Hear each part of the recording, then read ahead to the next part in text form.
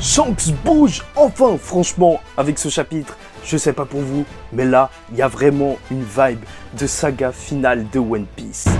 Ça commence. Mesdames et messieurs, ici Chaz et on se retrouve aujourd'hui pour la review du chapitre 1054 de One Piece, Empereur des Flammes. Et si le précédent chapitre nous montrait les nouveaux 4 empereurs des mers, les pirates, aujourd'hui on nous montre un 5e empereur du côté de l'armée révolutionnaire. Parce que bien évidemment, ça constitue aussi une faction déterminante dans les prochaines guerres à venir. Et One Piece fera la cover du Jump et surtout on a un magnifique color spread. Je sais pas pour vous, mais c'est juste un petit truc, tu vois, mais voir Luffy comme ça, avec les autres empereurs dans cette image, c'est vrai qu'ils en imposent. Ils ont l'air tous incroyables. Même Baggy, cette fraude, a l'air vraiment incroyable. Là, Luffy a atteint les sommets. Quel plaisir. Tu vois, parfois, c'est juste sur un petit color spread que, franchement, je me rends compte des choses. Donc, ce chapitre va parler de Ryukyu, Shanks et de Sabo. 3 personnages qui sont hyper hypés. C'est pour ça que ce chapitre est un 20 sur 20. Oda revient et nous met bien. Et donc, on va parler de ces 3 moments. Donc, on retrouve Ryukyu alors qu'il se dirige vers la capitale des fleurs alors qu'il y a une fête. Et les samouraïs ont remarqué en fait sa présence et vont aller directement à sa rencontre. Ils veulent l'arrêter. Celui qu'ils disent être l'ennemi de Luffy assiste. Ils sont là. Et on en apprend beaucoup sur le personnage de ses chers Amiral Taureau Vert, puisqu'on apprend sa vision qui est totalement différente de celle d'un Fujitora, puisqu'il est même prêt à tuer des milliers d'hommes, alors que Fujitora voulait calmer les pertes civiles. Et il a l'air de n'avoir absolument aucun problème avec le système actuel. Il dira bien aux samouraïs que justement, vu qu'ils ne sont pas affiliés au gouvernement mondial, au Tenryubito, alors en fait, ils s'en foutent. Ils peuvent largement être tués. Il n'y a aucun problème. Pour lui, le monde, les êtres humains ont besoin d'une hiérarchie pour fonctionner. Et c'est ce qui marche extrêmement bien avec son fruit, puisque c'est un petit peu la loi de la jungle, un petit peu la loi naturelle, en fait, qu'il essaye de sortir, Oda, à travers ce personnage, puisqu'il utilise le Mori Mori no Mi, donc le fruit de la forêt, et c'est un homme forêt, c'est un Logia, et donc, ce n'est pas un Zoan, parce que peut-être qu'on aurait pu s'attendre à un Zoan, vu que Luffy, il a le fruit de la divinité du dieu soleil, et ça lui permet d'incarner la nature. Et donc, on peut se dire, en fait, que justement, c'est un des 4 fruits peut-être qui font référence aux divinités que vénéraient les Chandia, dieu de la forêt, dieu de la pluie, dieu du soleil et de la terre. Enfin bref, voilà. Étrangement, en tout cas, il lâchera une petite phrase en mode oui, je contrôle la nature, ce qui rivalise avec les mers. Et je sais pas pour vous, mais ça donne quand même une vibe d'un autre fruit possible qui contrôlerait les mers. Mais ce serait beaucoup trop cheaté. Mais sait-on jamais. Gardons ça en tête, même si possiblement ça devrait pas exister, enfin tu connais, mais sait-on jamais avec Oda, ça se trouve que Im-sama peut contrôler les mers. Ou ça se trouve que je raconte littéralement n'importe quoi. Et donc, il est devenu un arbre, il peut commencer à se battre partout en faisant naître des forêts. En fait, c'est le Hashirama de One Piece. Un Hashirama Lidl, désolé. Et c'est là que les fourreaux rouges vont recevoir l'aide de notre très cher Yamato qui va arriver avec un gros coup de Kanabo, digne fille de Kaido, pour lâcher ça sur la tête de Ryukyu. Oui, il va tomber. Bon, une image assez marquante. Et en même temps, si elle a pu tenir tête à Kaido, c'est normal qu'elle puisse tenir tête même au plus grand. Je ne dis pas qu'elle est plus forte que Kaido, je ne dis même pas qu'ils peuvent faire réellement un vrai combat. Ça se trouve qu'elle connaissait mieux les techniques de son père, justement, et c'est pour ça qu'elle a pu l'affronter. Mais dans tous les cas, son coup est chargé de haki, et un haki très puissant, et c'est ce qu'il fera remarquer. Oui, Yamato est là, quel plaisir. Et en plus, il y a un truc vraiment mystérieux avec elle, puisque, bien sûr, elle se bat pour protéger le peuple de Wano, qui a été condamné pendant 20 ans, et Momonosuke va aussi arriver, sans surprise, mais avec surprise quand même, parce qu'il va lâcher un borobrief qui ne va pas marcher. En même temps, je pense qu'il se croyait un petit peu trop chaud, tu sais, quand t'as un physique. Alors t'as l'impression que tu peux tout faire, sauf qu'au final, arrête.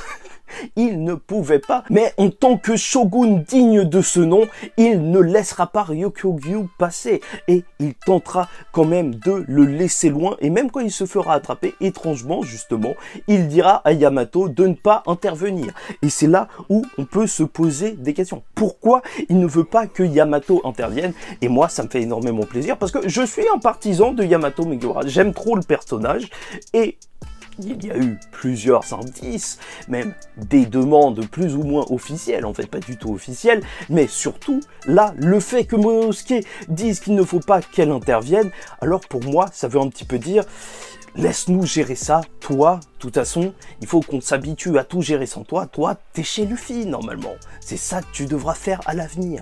Ouais, c'est ça que je veux voir, tu vois. Et ce serait même beau, justement, d'avoir eu le dragon azur qui aura mis des chaînes autour de Yamato et le dragon rose qui l'aura libéré, tu vois. Vraiment la différence entre les deux. Ce serait incroyable, bien sûr. Et voilà, on a remis le chapeau puisqu'il est temps de parler de notre très cher Shanks le Roux.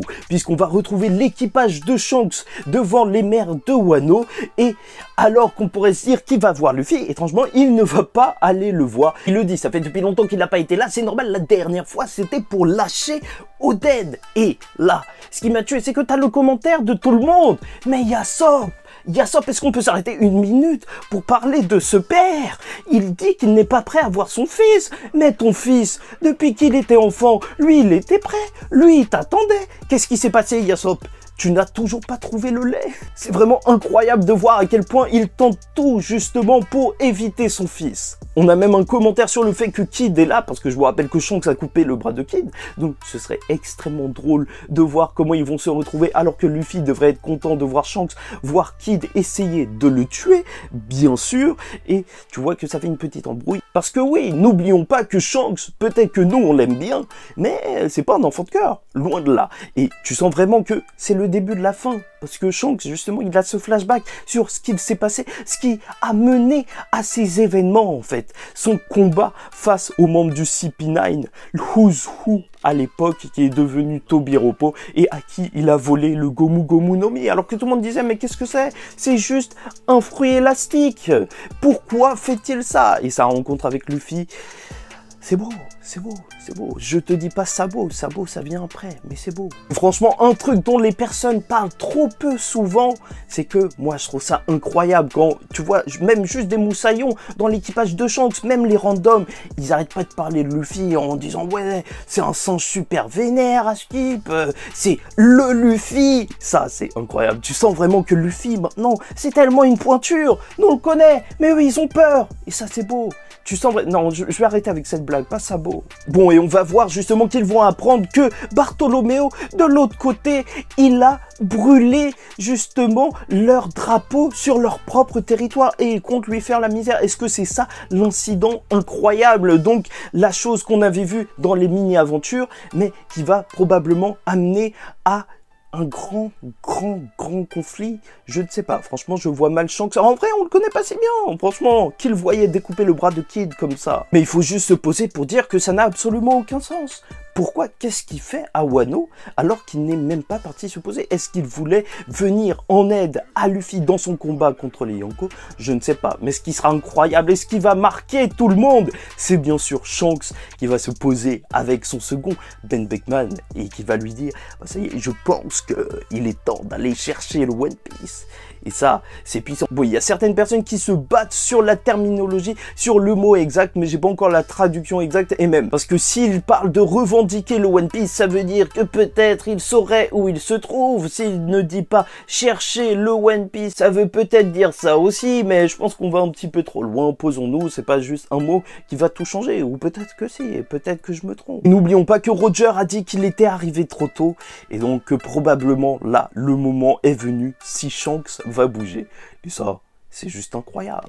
C'est juste incroyable. Nous vivons une époque formidable, les amis. Mais c'est vrai que ça devient encore plus étrange de savoir ce qu'il faisait là. Est-ce qu'il a volé le road poneglyph de Kaido? Est-ce qu'il était là pour kidnapper Nico Robin? Personne ne le sait. Personne ne sait. Qu'est-ce qu'il a fait pour se retrouver juste devant Wano? Et terminons le chapitre sur le QG de la marine qui est en plein mouvement et où on va assister à une réunion énorme puisqu'il est temps de bouger concernant les révolutionnaires, peut-être les réels ennemis de la marine, parce qu'ils disent qu'ils ne peuvent plus déployer de gens.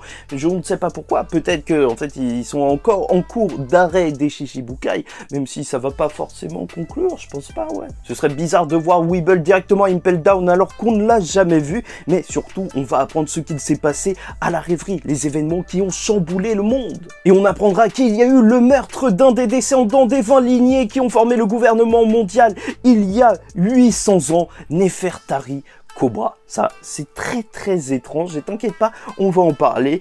Et donc, le père de Vivi, oui, c'est simple. Et ils le disent. En plus, l'armée révolutionnaire a littéralement déclaré la guerre au Tenryubito. Tu vois ce qui s'est passé à Enies Lobby avec Usopp qui a brûlé le drapeau du gouvernement mondial. Ils ont dû faire exactement la même chose. Ils ont vécu leur propre aventure, mais du côté des Tenryubito. Ils n'ont pas froid aux yeux. Et même si on comptait leur force sur les doigts d'une main, ils n'étaient que très peu. Ils ont affronté 2 amiraux et ont réussi à récupérer Kuma. Kuma le tyran, le personnage, un des personnages les plus mystérieux. Comment ça se fait qu'il était roi avant? Comment ça se fait qu'il a pu devenir un tyran? Et comment ça se fait qu'il est rentré dans l'armée révolutionnaire après pour devenir un esclave?